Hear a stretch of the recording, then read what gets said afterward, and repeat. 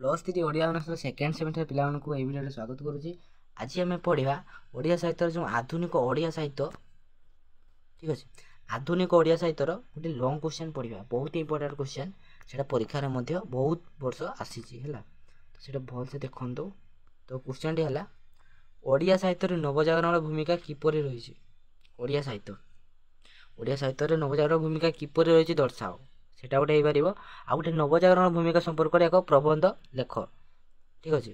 ତାପରେ ଏଇ ଦୁଇଟା ସାରା, ଆଉ ଗୋଟେ ଓଡ଼ିଶାର ପ୍ରଥମ ମୁଦ୍ରା ଯନ୍ତ୍ରର ପ୍ରତିଷ୍ଠା କିପରି ହୋଇଥିଲା ଲେଖ। ଏଇ ତିନିଟା ଯାକ କ୍ୱେଶ୍ଚନ୍ ପଢ଼ିଥିଲେ ମଧ୍ୟ ଆମେ ଏହି ଗୋଟିଏ ଉତ୍ତର ଲେଖି କାଫି କରିଦେବା, ଠିକ୍ ଅଛି। ଏଇ ଗୋଟିଏ ଉତ୍ତର, ଏଇ ତିନିଟା ପ୍ରଶ୍ନର ଏହି ଗୋଟିଏ କ୍ୱେଶ୍ଚନ୍ ଅଛି, ସେଇଟା ଭଲସେ ପଢ଼, ଠିକ୍ ଅଛି। ତ ଚାଲ, ଊନବିଂଶ ଶତକରେ ଇଂରେଜମାନଙ୍କର ଶାସନ ଊନବିଂଶ ଶତକରେ ଇଂରେଜମାନଙ୍କର ଶାସନ ଖ୍ରୀଷ୍ଟିଆନ ପାଦ୍ରୀମାନଙ୍କର ଓଡ଼ିଆ ପୁସ୍ତକ ପ୍ରଚଳନ ହେତୁ ଓଡ଼ିଆମାନେ ନବଜାଗରଣକୁ ବେଶ ଉପଲବ୍ଧି କରିପାରୁଥିଲେ, ଠିକ୍ ଅଛି। କେତେରେ? ଊନବିଂଶ ଶତାବ୍ଦୀରେ ଇଂରେଜମାନଙ୍କ ଶାସନ କେତେରେ ଇଂରେଜମାନେ ଶାସନ କରିଥିଲେ? ନା ଊନବିଂଶ ଶତକରେ। ସେତେବେଳେ ଖ୍ରୀଷ୍ଟିଆନ ପାଦ୍ରୀମାନଙ୍କର ଓଡ଼ିଆ ପୁସ୍ତକ ପ୍ରଚଳନ, ସେମାନେ ଓଡ଼ିଆ ପୁସ୍ତକ ପ୍ରଚଳନ କରୁଥିଲେ ସେହି ଟାଇମ୍ରେ, ଠିକ୍ ଅଛି।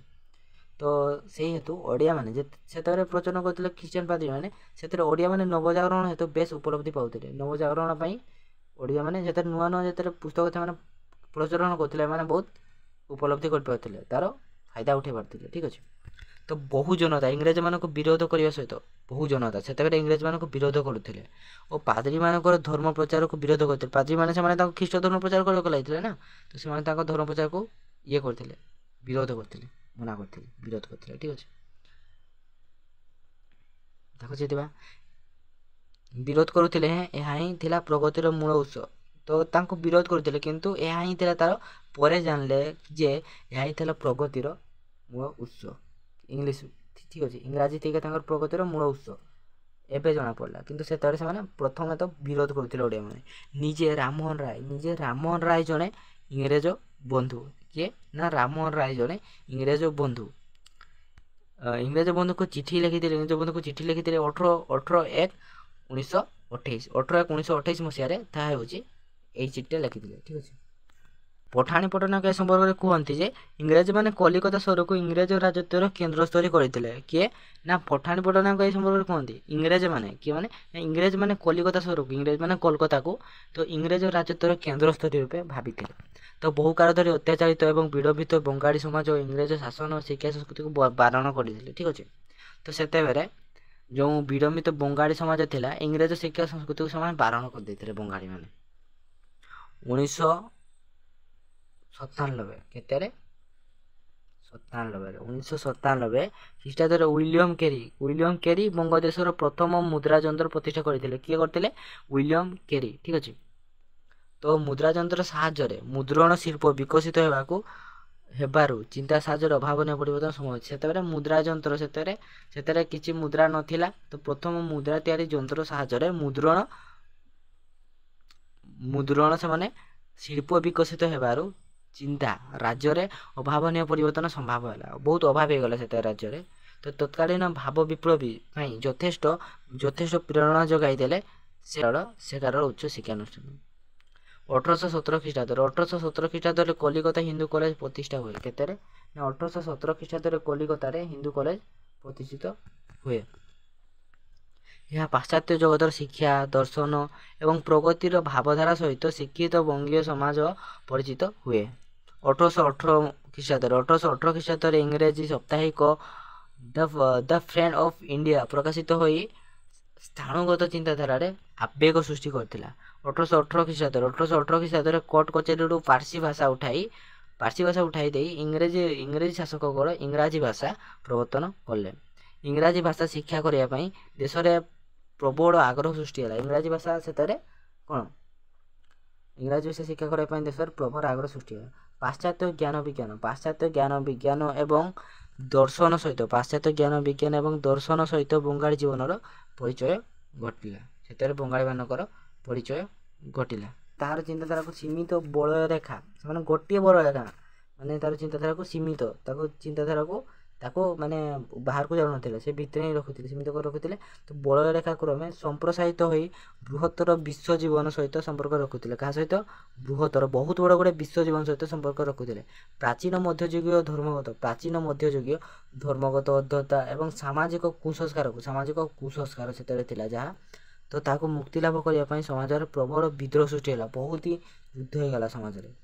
ଏହି କାରଣରେ ବ୍ରାହ୍ମ ଧର୍ମ, ସେତେବେଳେ ବ୍ରାହ୍ମ ଧର୍ମ ଆନ୍ଦୋଳନ ଯୋଗୁଁ ଭାରତୀୟ ରକ୍ଷଣଶୀଳ ଧାର୍ମିକ ଚିନ୍ତାଧାରାର ଆବର୍ତ୍ତନ ସମ୍ଭବ ହୋଇଥିଲା। ଜାତିଗତ ଅସହନିକତା, ଧର୍ମଗତ ଅନ୍ଧତା, ଧର୍ମଗତ ଅନ୍ଧତା ସେହି ନବଯୁଗରେ ଭାରତୀୟ ପ୍ରଗତିର ପରିପନ୍ଥୀ ଥିଲା ବୋଲି ନବ ଉନ୍ମେଷ ଆନ୍ଦୋଳନ ଅନ୍ୟତମ ନେତା ରାମମୋହନ ଆନ୍ତରିକ ବିଶ୍ୱାସ କରୁଥିଲେ। କିଏ? ନା ରାମମୋହନ ଥିଲେ, ଯିଏକି ଆନ୍ତରିକ ବିଶ୍ୱାସ କରୁଥିଲେ।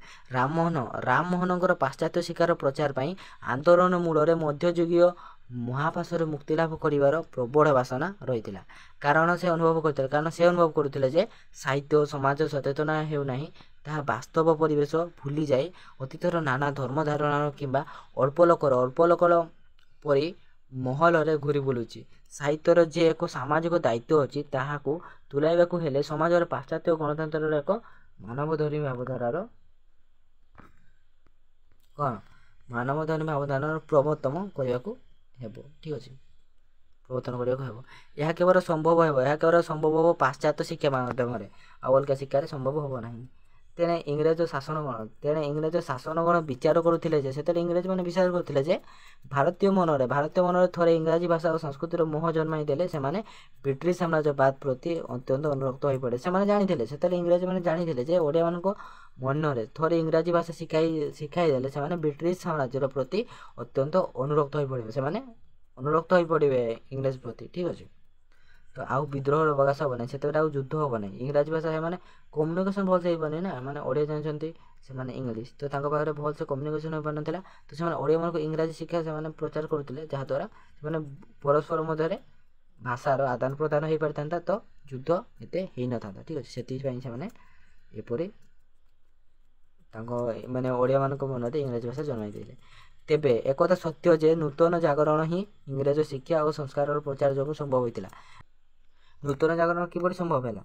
ନା, ଇଂରେଜମାନଙ୍କର ଶିକ୍ଷା ଓ ସଂସ୍କାର ପ୍ରଚାର ଯୋଗୁଁ ଏହା ସମ୍ଭବ ହୋଇଥିଲା। ଠିକ୍ ଅଛି, ତ ସେତେବେଳେ ଓଡ଼ିଶାରେ ଏହି ଧାରା ଧୀର ଓ ମନ୍ଥର ଗତିରେ ଆରମ୍ଭ ହୋଇଥିଲା, ଧୀରେ ଧୀରେ ଚାଲିଥିଲା। ସେତେବେଳେ ଓଡ଼ିଶାରେ ଏହି ଧାରା, କେଉଁ ଧାରା? ନା, ଯେଉଁ ଇଂରାଜୀ ଶିକ୍ଷା ଓ ସଂସ୍କାର, ଏହି ଧାରା ସେତେବେଳେ ଓଡ଼ିଶାରେ ଧୀରେ ଧୀରେ ମନ୍ଥର ଗତିରେ ଚାଲିଥିଲା। ସୂତ୍ରଧାରା ଊନବିଂଶ ଶତାବ୍ଦୀର ଦ୍ୱିତୀୟାର୍ଦ୍ଧରେ, କେତେ ଶତାବ୍ଦୀ? ନା, ଊନବିଂଶ ଶତାବ୍ଦୀର ଦ୍ୱିତୀୟାର୍ଦ୍ଧରେ ଏହାର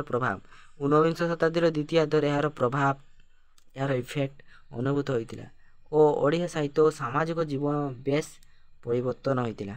ସେଥିପାଇଁ ଦାୟୀ ଥିଲେ ସେ କାଳର ସମସାମୟିକ ପତ୍ରପତ୍ରିକା। ସେତେବେଳେ ଦାୟୀ କିଏ ଥିଲେ? ସେଇ କାଳର ସମସାମୟିକ ପତ୍ରପତ୍ରିକା, ଧର୍ମ ପ୍ରଚାରକ ପାଦ୍ରୀଗଣ। ଊନବିଂଶ ଶତାବ୍ଦୀରେ ଏହି ଖ୍ରୀଷ୍ଟିଆନ ପାଦ୍ରୀମାନେ 12/1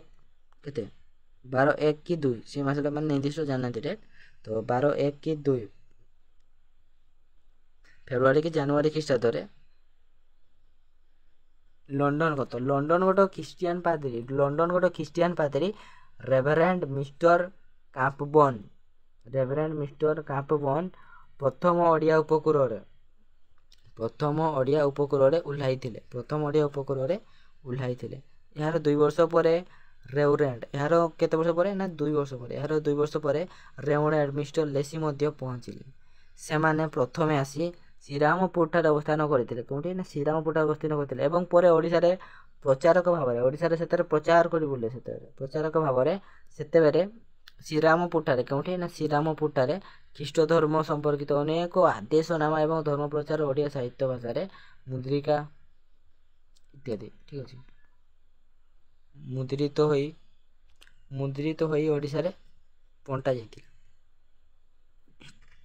ଅଧ୍ୟାପକ ପଠାଣି ପଟ୍ଟନାୟକ 1822 ଖ୍ରୀଷ୍ଟାବ୍ଦ ଜୁନ୍ ମାସଠାରୁ 1823 ଗୋଟେ ବର୍ଷ ଭିତରେ ଖ୍ରୀଷ୍ଟାବ୍ଦ ଡିସେମ୍ବର ମାସ ସମୟ ମଧ୍ୟରେ ପାଦ୍ରୀମାନଙ୍କ ଉଦ୍ୟମରେ 15 ଗୋଟି ସ୍କୁଲ ପ୍ରତିଷ୍ଠିତ ହୋଇଥିଲା। କାହାମାନଙ୍କ ଉଦ୍ଦେଶ୍ୟରେ ନା ପାଦ୍ରୀମାନଙ୍କ ଉଦ୍ଦେଶ୍ୟରେ 15ଟି ସ୍କୁଲ ପ୍ରତିଷ୍ଠିତ ହୋଇଥିଲା।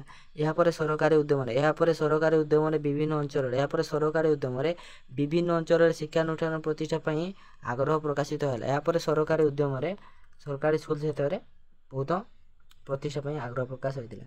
1835 ଖ୍ରୀଷ୍ଟାବ୍ଦରେ ପୁରୀର ସରକାରଙ୍କର ପୃଷ୍ଠପୋଷକତାର ଗୋଟିଏ ଶିକ୍ଷାନୁଷ୍ଠାନ ଆରମ୍ଭ ହୋଇଥିଲା। ସେତେବେଳେ କେତେ ହେଲା ନା 1835ରେ ପୁରୀର ସରକାରଙ୍କର ପୃଷ୍ଠପୋଷକତାରେ ଗୋଟିଏ ଶିକ୍ଷାନୁଷ୍ଠାନ ଆରମ୍ଭ ହୋଇଥିଲା। ଏହି ପାଦ୍ରୀମାନେ 1837 ଖ୍ରୀଷ୍ଟାବ୍ଦରେ ପ୍ରଥମେ ମୁଦ୍ରାଯନ୍ତ୍ର ପ୍ରତିଷ୍ଠା କରି ଓଡ଼ିଆ ଅକ୍ଷରରେ ମୁଦ୍ରଣ କାର୍ଯ୍ୟ ଆରମ୍ଭ କରିଥିଲେ। ଏହି ପାଦ୍ରୀମାନେ ସେଥିରେ 1837 ଖ୍ରୀଷ୍ଟାବ୍ଦରେ ପ୍ରଥମେ ମୁଦ୍ରାଯନ୍ତ୍ର ପ୍ରତିଷ୍ଠା କରିଥିଲେ। ତ ସେମାନେ ଓଡ଼ିଆ ଅକ୍ଷରରେ ମୁଦ୍ରଣ କାର୍ଯ୍ୟ ଆରମ୍ଭ କରିଥିଲେ। ଜାତିଭେଦ ଯଥା ଏବଂ